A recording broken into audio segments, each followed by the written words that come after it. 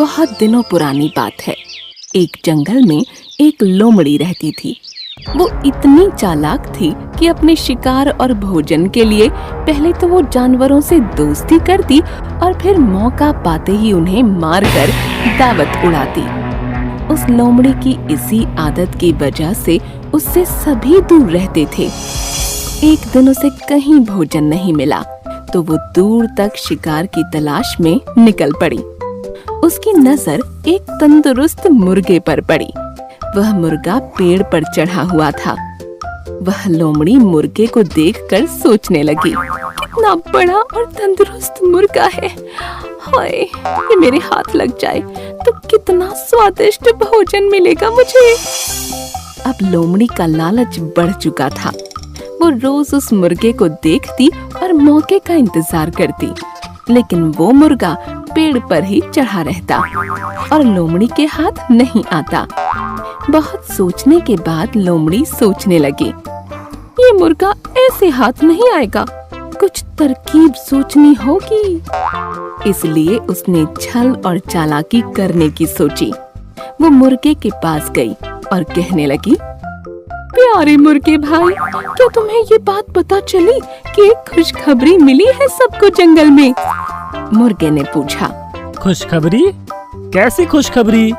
लोमड़ी बोली, आकाशवाणी हुई है और खुद भगवान ने कहा है, अब से इस जंगल के सारे लड़ाई झगड़े खत्म होंगे। अब से कोई जानवर किसी दूसरे जानवर को नुकसान नहीं पहुंचाएगा और ना ही मार कर खाएगा। सब मिलजुल कर हंसी खुशी रहेंगे, एक दूसरे की सहायता करेंगे, कोई किसी पर हमला नहीं करेगा। मुर्गा होशियार था। वो समझ गया कि हो ना हो ये लोमड़ी झूठ बोल रही है, इसलिए मुर्गे ने उसकी बातों पर ज्यादा ध्यान नहीं दिया और कहा, अच्छी बात है, पर मैं इसमें क्या कर सकता हूँ? लोमड़ी मुर्गे की ऐसी ठंडी प्रतिक्रिया देख फिर बोली, मेरे भाई, इसी बात पर नीचे तो आओ।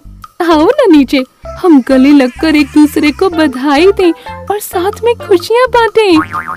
मुर्गा अब लोमड़ी की चालाकी समझ चुका था, इसलिए वो मुस्कुराते हुए बोला, ठीक है, लेकिन मेरी लोमड़ी बहना, तुम पहले अपने उन दोस्तों से तो गले मिलकर बधाई ले लो जो इसी तरफ खुशी से दौड़े चले आ रहे हैं। मुझे पेड़ से दिख रहे हैं वो।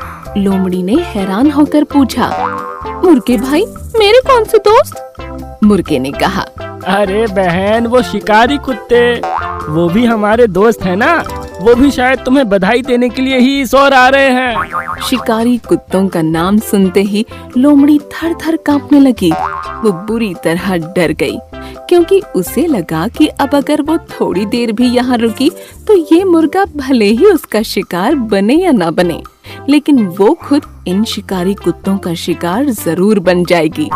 इसलिए उसने अपनी जान बचाना ही भला समझा और वहाँ से भाग गई। भागती हुई लोमड़ी को मुर्गे ने हंसते हुए कहा, अरे बहन, कहाँ भाग रही हो? अब तो हम सब दोस्त हैं, तो डर किस बात का? थोड़ी देर रुको। लोमड़ी बोली, भाई, दोस्त तो हैं, लेकिन शायद शिकारी कुत्तों को अब तक ये खबर नहीं मिली। और ये कहते हुए लोमड़ी वहाँ से जंगल में गायब हो गई। इस कहानी से हमें यह समझ आता है कि धूर्त और चालाक लोगों से हमेशा सतर्क व सावधान रहना चाहिए और चतुराई से काम लेना चाहिए। एक गांव में कपड़े बेचने वाले एक बहुत बड़े व्यापारी थे। आसपास के गांवों के लोग उसकी दुकानों पर से कपड़े खरीदने आते थे। आसपास के गांवों में भी कपड़े की कोई दुकानें नहीं थीं, इसलिए सेठ खुद ही कभी-कभी कपड़े बेचने के लिए जाया करते थे। एक बार सेठ गांव में कपड़े बेचने के लिए गया था। वहां से लौटते समय एक पेड़ के नीचे वह आराम करने बैठ गया और थोड़ी ही देर में उसे नींद आ गई। जब वह नींद से जागा तो उसने अपने आसपास तोतों का समूह देखा। हरे रंग, लाल चोंच और गले पर काली पट्टी वाले तोतों को देखकर सेठ ने सोचा, कितने सुंदर हैं ये तोते। एक दो तोतों को साथ ले जाऊं तो परिवार के लोग बहुत खुश होंगे। ये सोचकर सेठ ने अपना गमछा तोतों के झुंड पर फेंका और एक तोते को पकड़ लिया।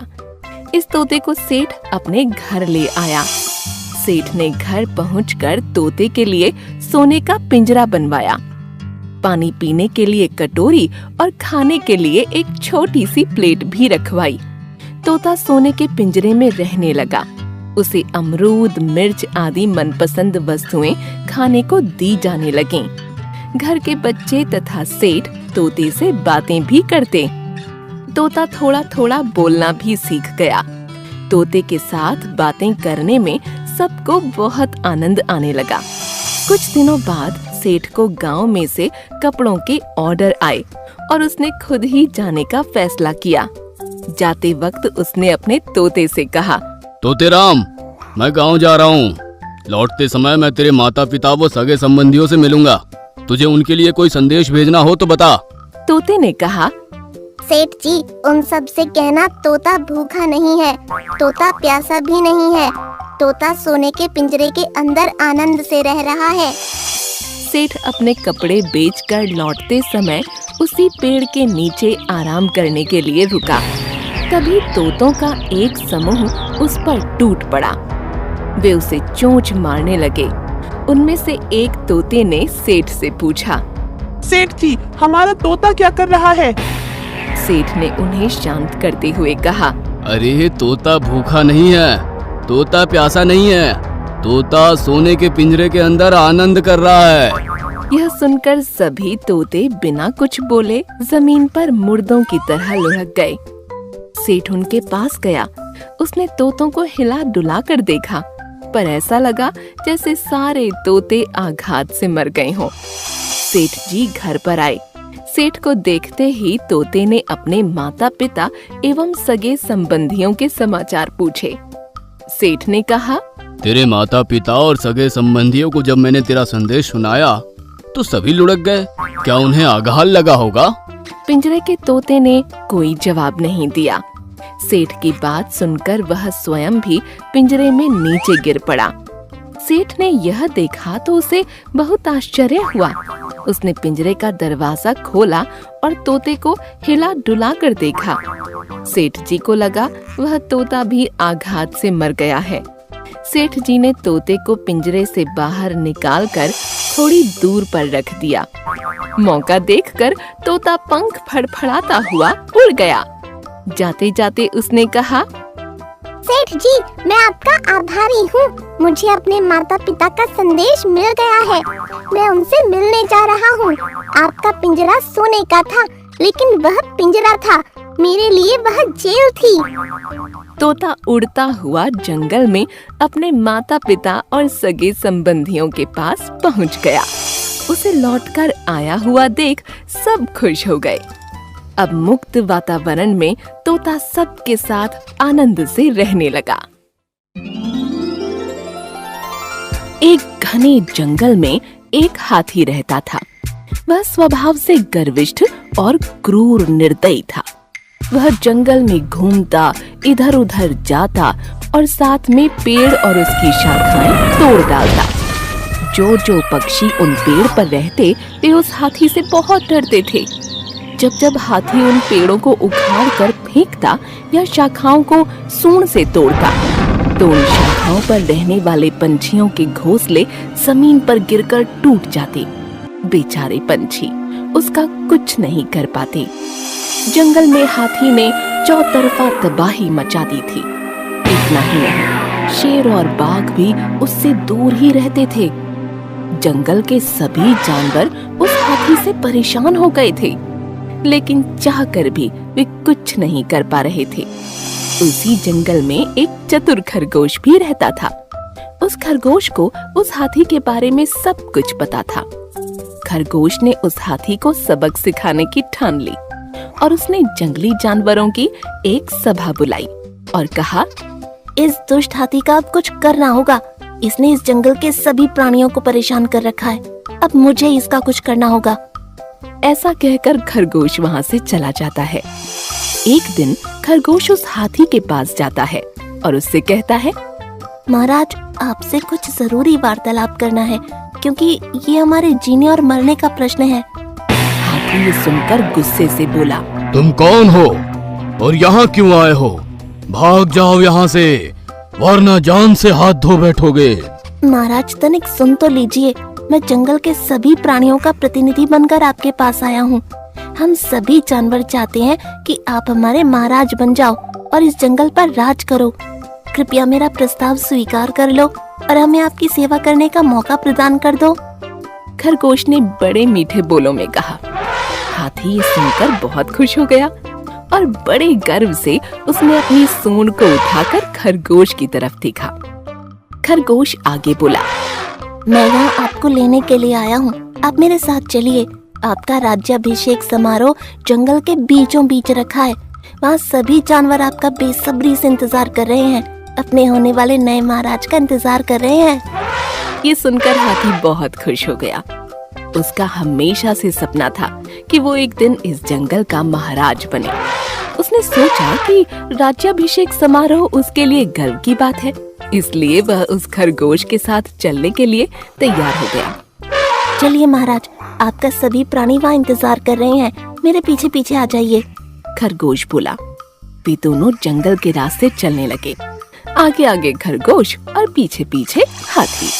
चलते चलते वे दोनों जंगल के एक तालाब के पास आ गए। उस तालाब का परिसर पूरी तरह दलदल से भरा था। खरगोश का वजन कम था, इसलिए उसे उस दलदल से चलने में ज्यादा परेशानी नहीं हुई। हाथी भी उसी दलदल से आगे बढ़ने लगा, पर हाथी का वजन ज्यादा होने के कारण वह उस दलदल में और फंसता गया। जितना वह उस दलदल से निकलने की कोशिश करता, उतना ही वो उस दलदल में फंसता जा रहा था। वह घबरा गया और खरगोश से बोला, मित्र मेरी मदद करो, मैं इस दलदल में फंसता जा रहा हूँ। अब मेरे राज्य अभिषेक समारोह का क्या होगा? तुम्हारे सभी साथियों को यहाँ बुलाओ, मुझे इस दलदल से निकालने के लिए। मैं तुम्हारी कोई मदद नहीं कर सकता, तुम इसी लायक हो। तुम्हें कुछ पता भी है तुमने जंगल के प्राणियों के साथ कितना बुरा व्यवहार किया है? तुमने पेड़ की शाखाएं तोड़ी, उन शाखाओं पर छोटे छोटे पंछियों के घोंसले और अंडे थे जो तुम्हारी वजह से टूट गए। तुमने बेजुबान छोटे छोटे प्राणियों को अपने पैरों तले कुचल दिया, बड़ी बेरहमी से मार दिया। हम सब रो रहे थे, दया की भीख मांग रहे थे, पर तुमने कुछ भी तरस नहीं खाया और अब तुम तुम्हारी जान की भीख मांग रहे हो। मुझे तुम्हें ये बताते हुए खेद है कि तुम्हारा राज्याभिषेक नहीं हो सका, लेकिन तुम्हारा दाह संस्कार अवश्य होगा। अलविदा। ऐसा कहकर खरगोश वहाँ से चला गया और इधर हाथी धीरे धीरे उस दलदल में और फंसता गया और उसकी मौत हो गई। तो दोस्तों, इस कहानी से हमें ये पता चलता है कि अत्याचारी को भी अपनी कयामत भोगनी पड़ती है।